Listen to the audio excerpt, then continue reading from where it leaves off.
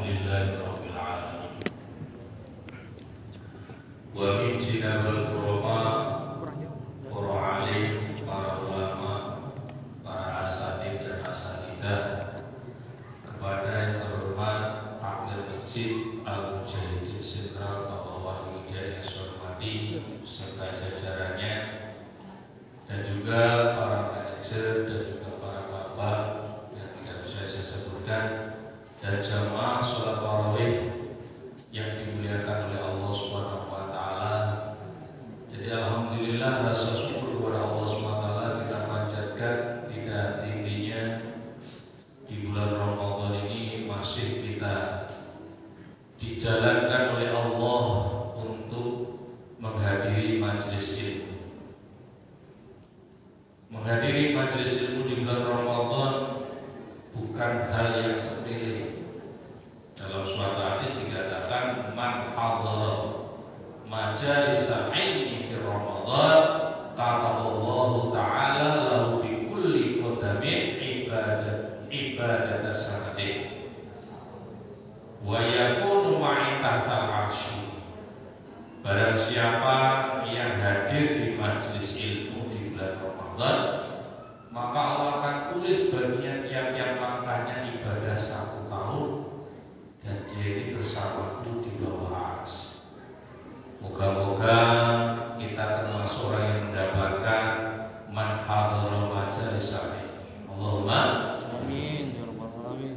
Salawat dan salam selalu kita sering aturkan kepada Nabi Muhammad sallallahu alaihi wasallam. Bahwa hari yang dilakukan oleh Allah Subhanahu wa taala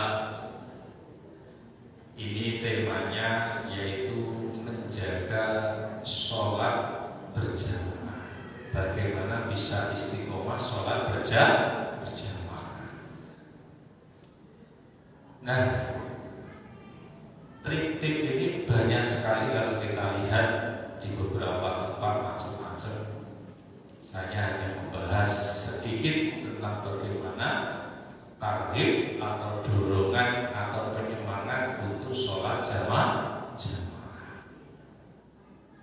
Nah, orang ini biasanya semangat ataupun dia ini semangat dalam jamaah itu apabila tahu keuntungannya. Ada orang rela jam 12 malam dari Gunung Batik sampai ke Humas Jaya untuk apa? Ke pabrik. Kenapa? Karena tahu keuntungannya. Orang rela dari jam 6 sampai jam 6 pulang. Kenapa? Sampai melek, ya. Kalau wayangan nggak kuat. Tapi kenapa kok bisa kuat? Karena tahu faedahnya atau keuntungannya. Maka ada seorang ulama menulis kitab namanya Jam'ul Fawaid. Jam'ul itu kumpulan, fawaid itu keuntungan. Ada juga yang barusan ini belum ada lama ini ditulis namanya kitab Fadhailul A'mal. Keutamaan amal. Supaya apa? Supaya orang ini terdorong, tergerak untuk beramal. Ini yang pertama. Supaya kita semangat amal ini harus tahu fadhail atau keutamaan beramal. Ada salah satu sedikit cerita dikit ya. Jadi ada seorang ayah menasihati anaknya, hei anakku, tahukah kamu bahwa jarak terjauh dan terberat itu adalah ke masjid? Ini kira-kira Masya Allah lumayan ya.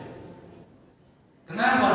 Karena hari ini banyak orang-orang kaya, punya mobil, punya rumah mewah, bagus, bisa berjalan sampai kembali ke Jakarta, ke Bandung, bahkan ke luar negeri. Tapi jangankan 5 waktu, kadang seminggu sekali saja tidak mampu ke masjid. Betul nggak kira-kira? Betul nggak Pak?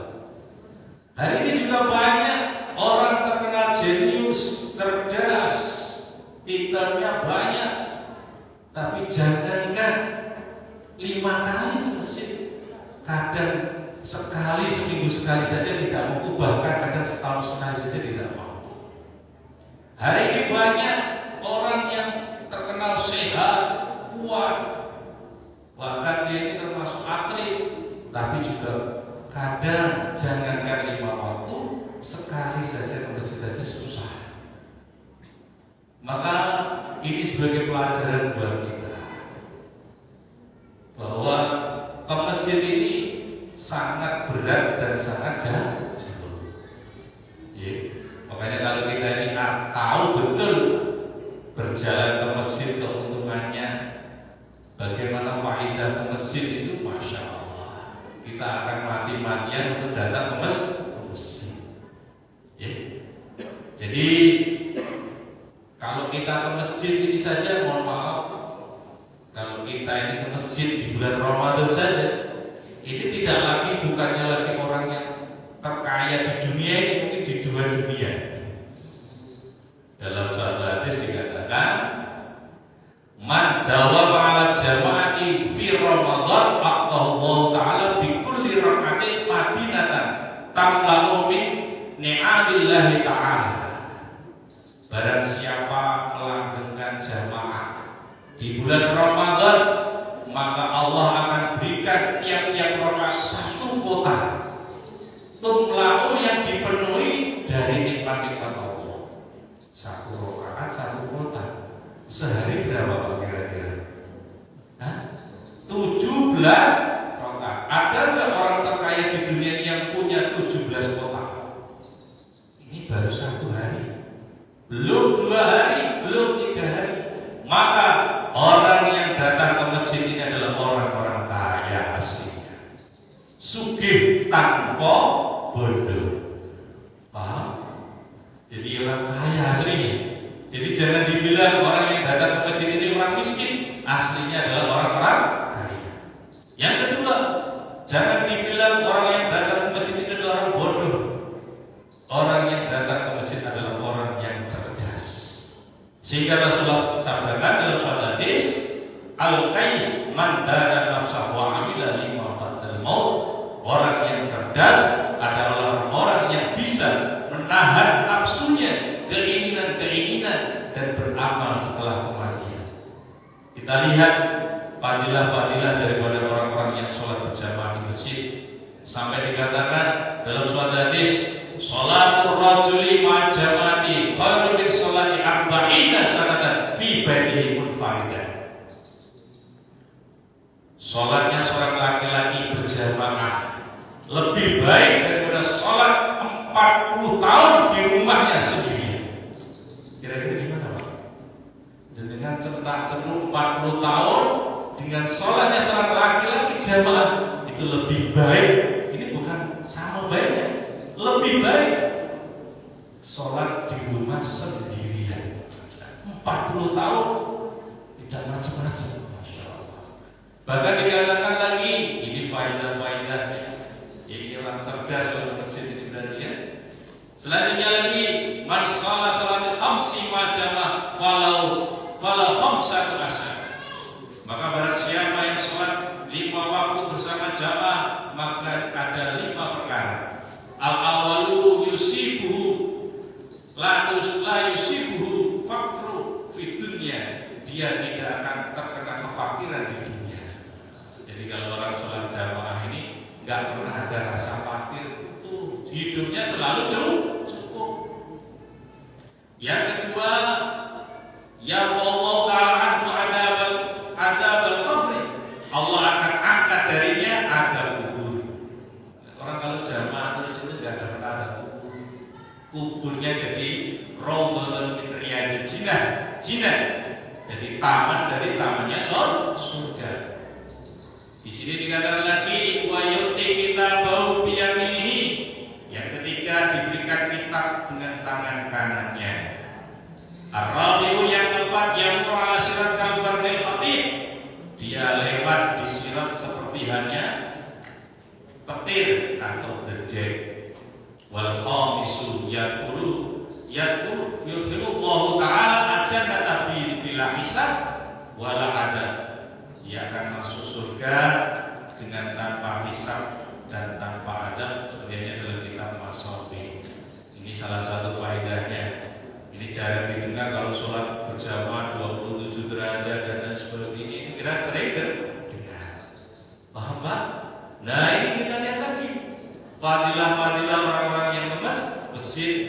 Saya mengambil kitab Tafsir Nurul Mansur juz 3 halaman 391 menafsiri innama ya'muru masajidallah man amana billahi wal yawmil akhir. Dikatakan namanya masjid itu adalah, di sini dikatakan al-masajidu majalisul kiram. Masjid-masjid itu adalah tempat-tempat duduknya orang-orang yang mulia. Jadi masjid itu tempat duduknya orang-orang yang mulia. Bahkan dikatakan inna buyutillah bil ardi al masajid wa inna haqqan Allah ayyukrima az-zair. Sesungguhnya rumah-rumah Allah di bumi adalah masjid-masjid, dan sungguh hak atas Allah untuk memuliakan orang yang ziarah. Jadi dengan kalau masjid itu sama saja menziarahi Allah. Jadi paham?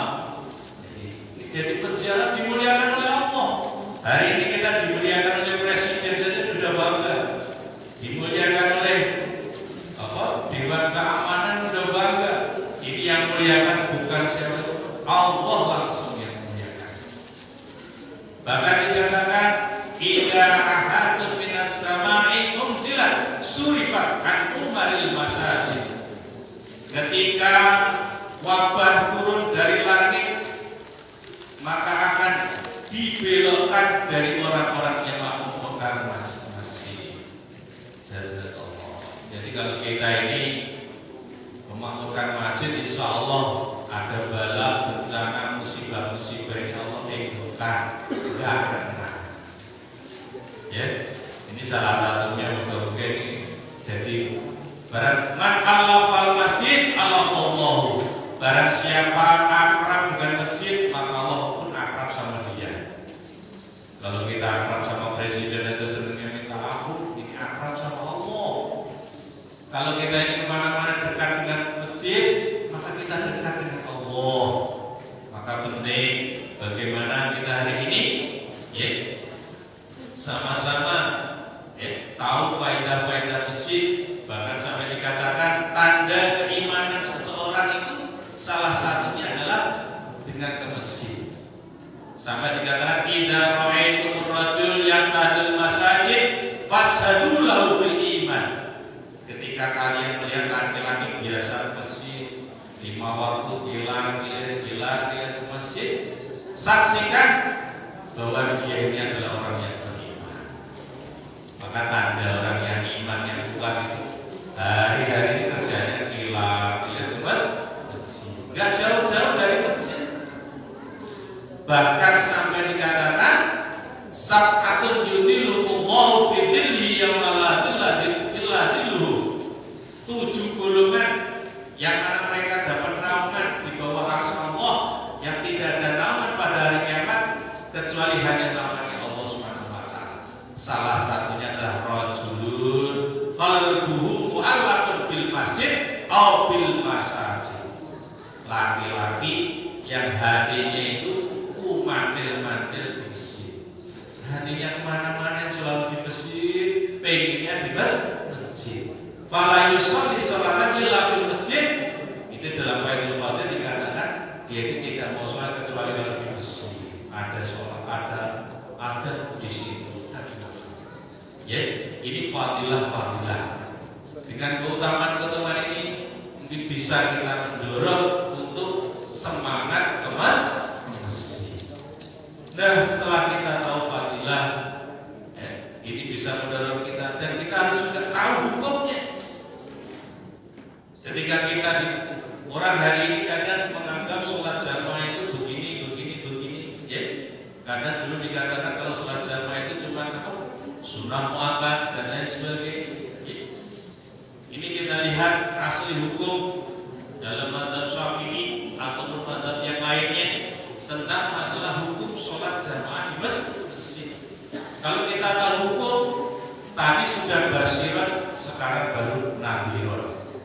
Basiron itu artinya apa? Kabar gembira. Ini baru nadhiron sebagai apa? Untuk peringatan buat kita. Inilah hukum yang asli dalam jamaah. Dalam Fiqhul Islam yang Adilatu juz 2 halaman 142, qala Syafi'iyatu fil asal al-jama'atu fardhu kifayatin. Jadi dalam mazhab Imam Syafi'i, hukum jamaah itu adalah fardhu kifayah lirrajulin ahrarin muqimin, bagi laki-laki merdeka yang mukim, bihaitsu yudhiru asyiar jamaah bi iqamatiha, dengan sekiranya menjelaskan syiar jamaah dengan menegakkannya. Fi kulli baladin saghirin aw kabirin, dalam tiap-tiap daerah yang kecil atau besar. Jadi kalau dalam Imam Syafi'i, jamaah itu adalah hukumnya adalah fardhu kifayah. Ini mendirikannya, kalau mengerjakannya adalah sunnah muakkad. Ya, sunnah muakkad ini bagi laki-laki dan sebagainya. Hadisnya adalah amin salah satu fikr yakin wala fikr la tuqamu fi ajama illa istahwata alaihi syaitan. Tidaklah tiga orang dalam satu daerah, satu kota tidak didirikan di dalamnya jamaah kecuali dikuasai ke atas mereka syaitan. Ma'alaika bil jamaah fa inna la yaqudiba min al-ghanam al-qasiyah. Maka wajib ke atas kalian jamaah, maka sesungguhnya serigala tidak akan makan domba kecuali dia terpisah dari rombongannya. Maka penting bagaimana kita bisa jamaah. Dengan jamaah kita lihat, kalau jenengan sholat sendiri, kadang tumanina aja kadang, betul ya? Kalau kita lihat kita lagi sholat sendirian, masya Allah cepatnya minta ampun. Valentino Rossi itu kalah cepatnya kita, betul? Iya. Kita aja tumanina kadang, masya Allah. Ya. Kalau jamaah insya Allah lebih tumanina, surutul qaul. Hari ini sering kita dapat ceramah dari ustaz, yang mana ustaz ini kadang tidak didalami secara benar, akhirnya masyarakat ini salah paham tentang masalah hukum jamaah. Sering dikatakan sholat jamaah itu 27, kalau sendirian itu 1. Satu di sini harus dipahami dengan benar. Bagi laki-laki 1 ini apa? Ketika rukunnya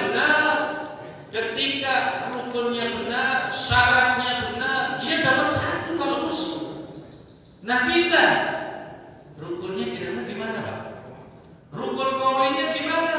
Rukun fi'linya bagaimana? Sunnahnya bagaimana? Khusyuknya bagaimana? Kita hancur. Maka kita harus menekankan diri kita untuk bisa jamaah. Makanya jamaah itu dalam kitab-kitab fikih dikatakan al-jama'atu min syurutil qabuli shalah. Jamaah itu termasuk syarat diterimanya sholat. Masya Allah. Kalau jenengan sholat kira-kira dengan Fatihah kita aja kira-kira gimana? Fatihah kita udah fase atau belum? Pak, Fatihah kita udah fase belum? Pernah nggak kita sampai Ustaz yang hafid Al-Quran, tolong simakkan Fatihah saya sudah pas apa belum, yang sesuai dengan Rasulullah apa belum? Saya dulu pernah ke Bogor, pengen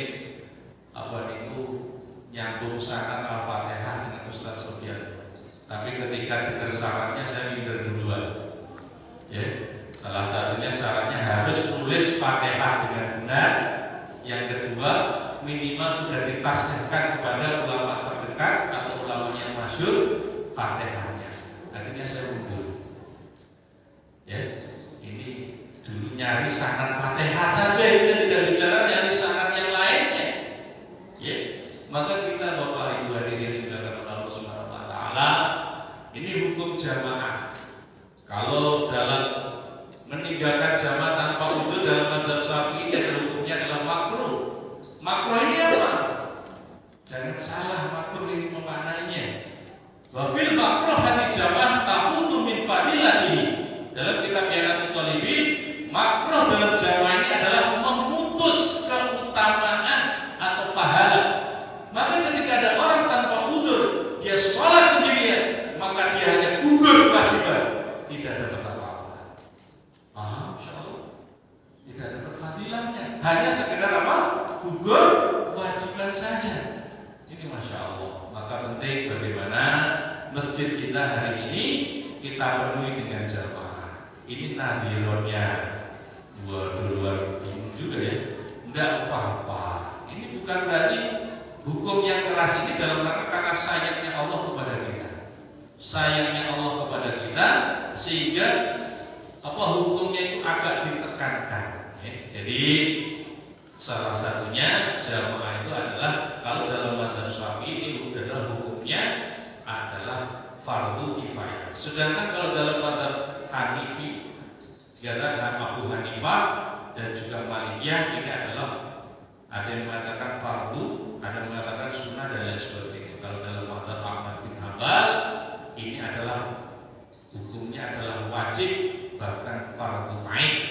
Jadi kalau mazhab Imam Ahmad bin Hanbal hukum sholat jamaah adalah fardu ain. Kenapa? Karena dia dalam bertabik dalam satu hadis la sholat li jaril masjid illa fil masjid, tidak ada sholat bagi tetangga masjid kecuali di masjid. Ini salah satu hukum jamaah. Ya.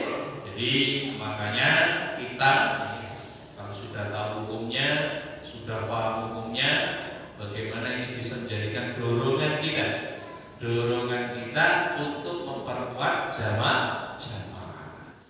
Bagaimana kita di setiap waktu, setiap saat, setiap keadaan kita bisa jamaah. Selanjutnya lagi untuk kita bisa istiqomah. Kita ini tidak bisa apa-apa, tidak kuat apa-apa. Penting kita itu bagaimana berdoa kepada Allah supaya Allah SWT berikan kita kekuatan, kemampuan, pilih untuk seumur hidupnya kita ini bisa luzumul jamaah, melazimkan jamaah. Karena kalau kita tanpa dipilih oleh Allah, digerakkan oleh Allah, kita akan sulit untuk bisa jamaah. Seperti hanya ketika kita datang ke pasar, kita beli jeruk, kadang ada jeruk ini tumpukan banyak, tumpukan di depan kita ini banyak.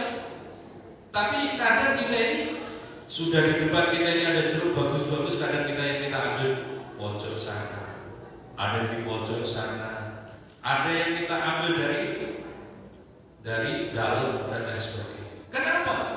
Kenapa gak yang kita ambil di depan saja?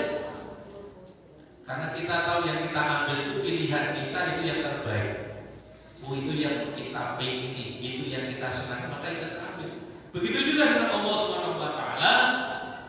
Kadang Allah Subhanahu wa taala dalam masalah sholat jamaah ini Allah Subhanahu wa taala pilih hamba-hambanya yang disayang. Maka ada yang di pojok sana bisa jamaah, yang dekat tidak bisa. Ada yang sampai ujung sana yang bisa jamaah, kadang yang depan masjid juga bisa jamaah. Kenapa? Karena rasa sayang Allah.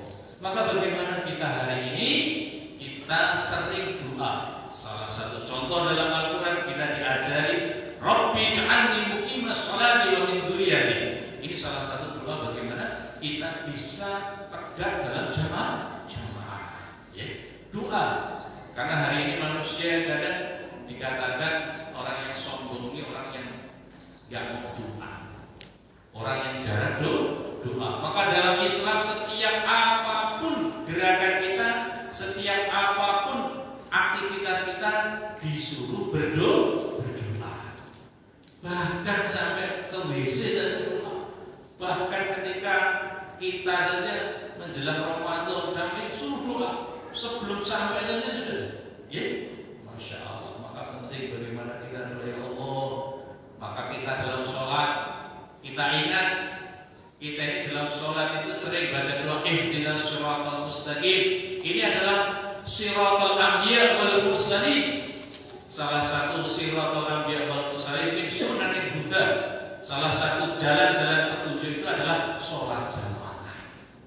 Ya, jadi sholat jamaah. Jadi salah satu inti ihdinas siratal mustaqim, ya Allah mudahkanlah aku jalan untuk jamaah. Masya Allah. Ya, makanya kalau kita ihdinas siratal mustaqim jangan cepat-cepat, agak ditekan.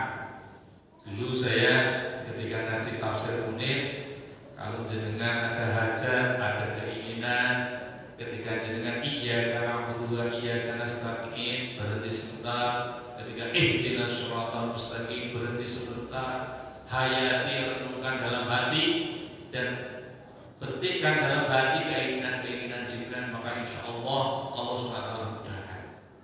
Ini salah satunya. Maka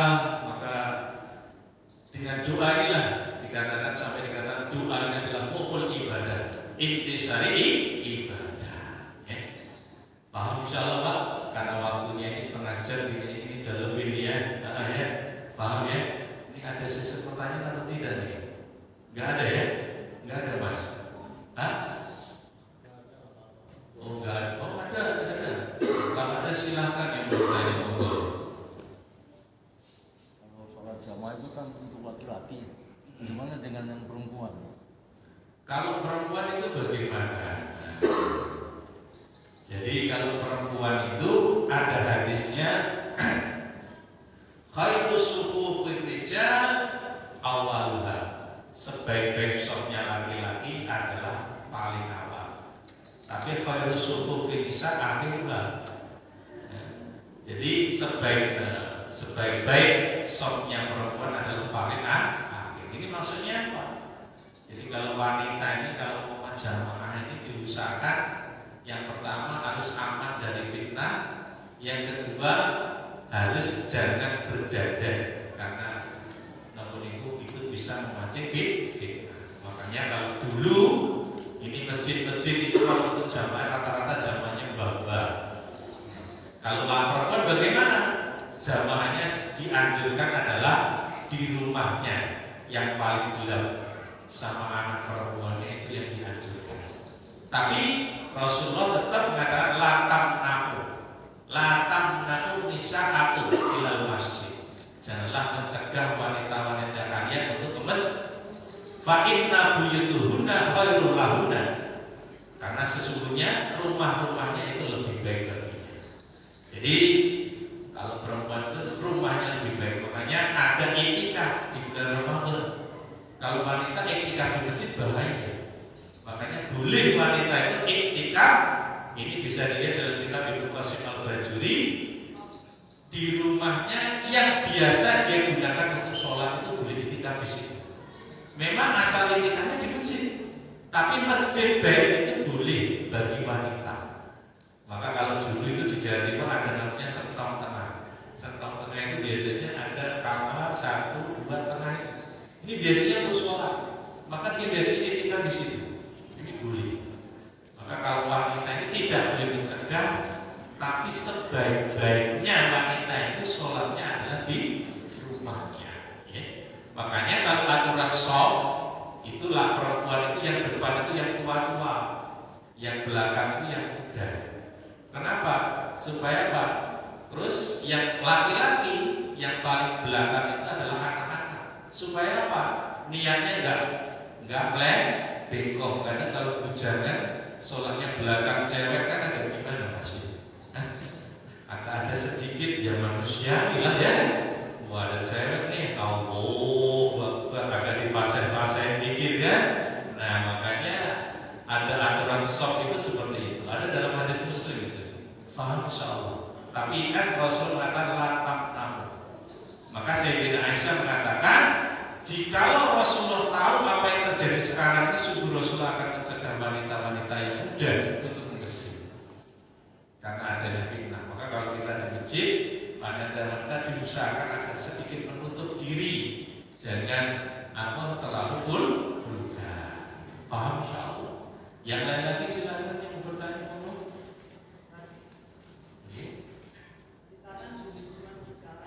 Iya.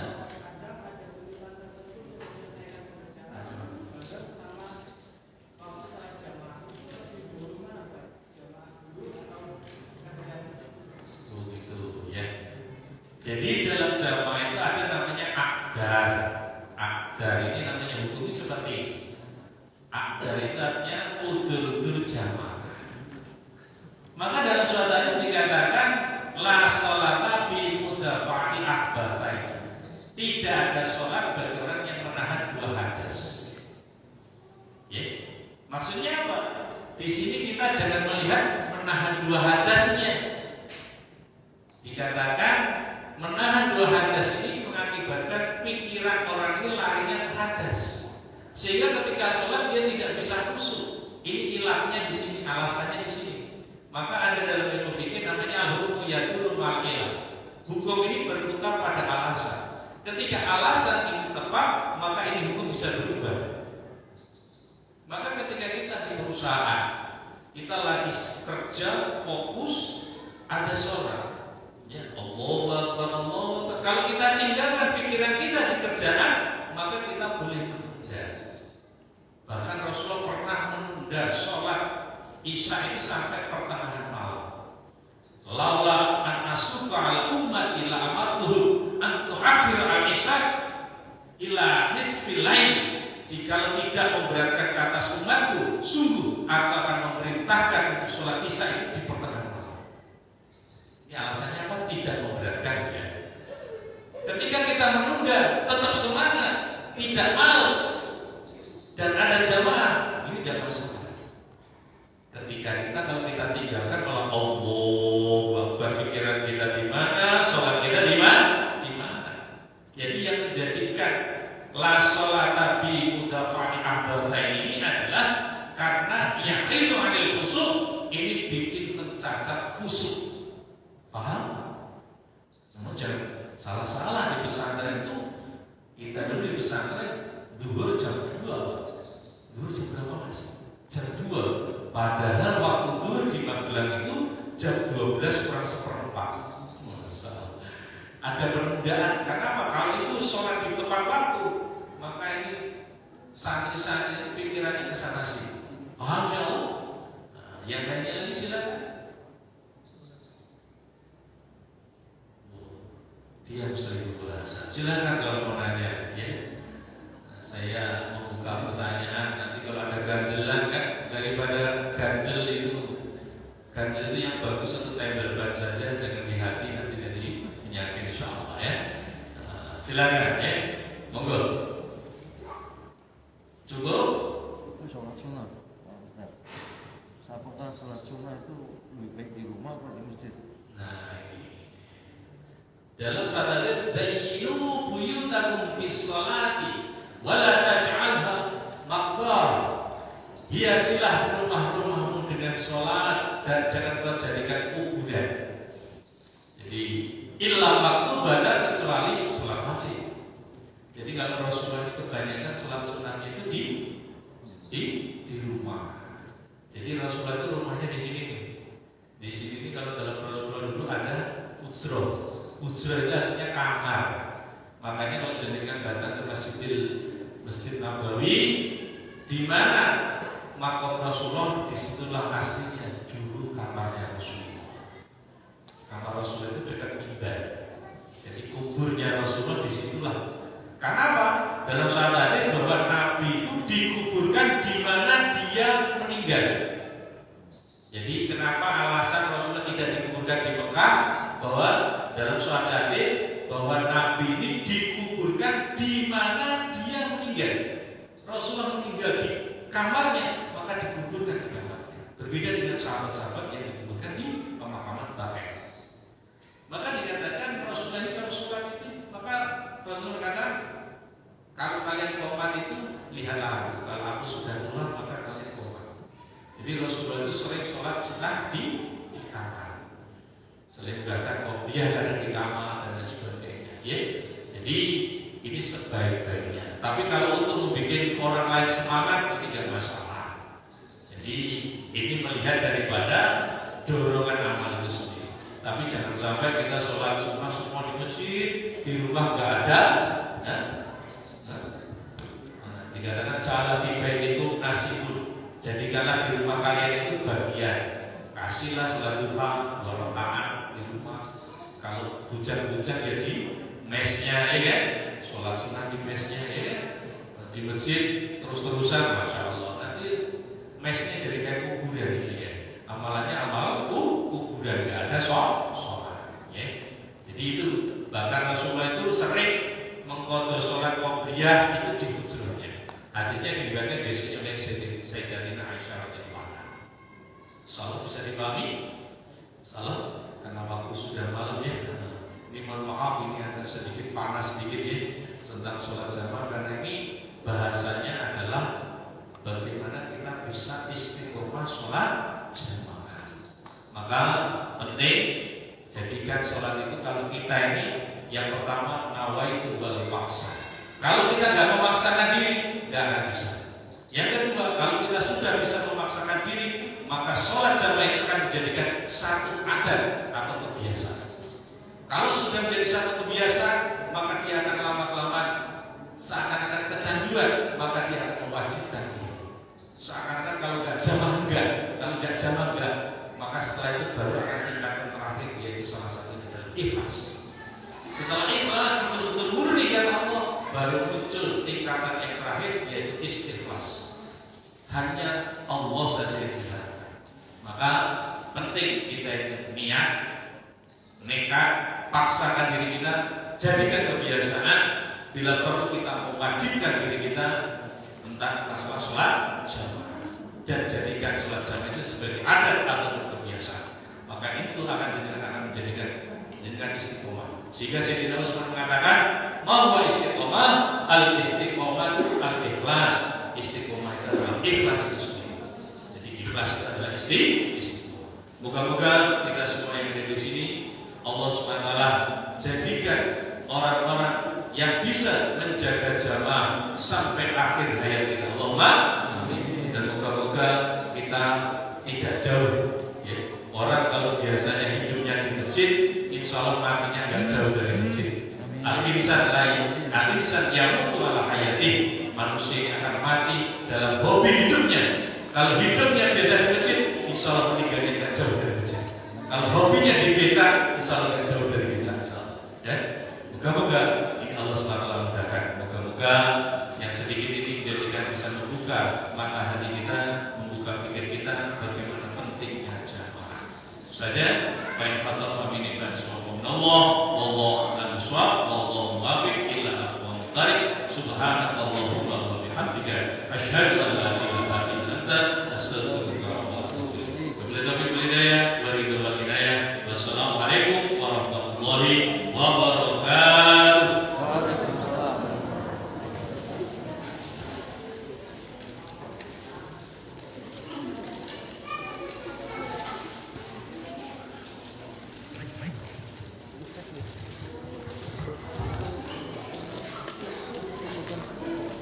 Iya, udah aja.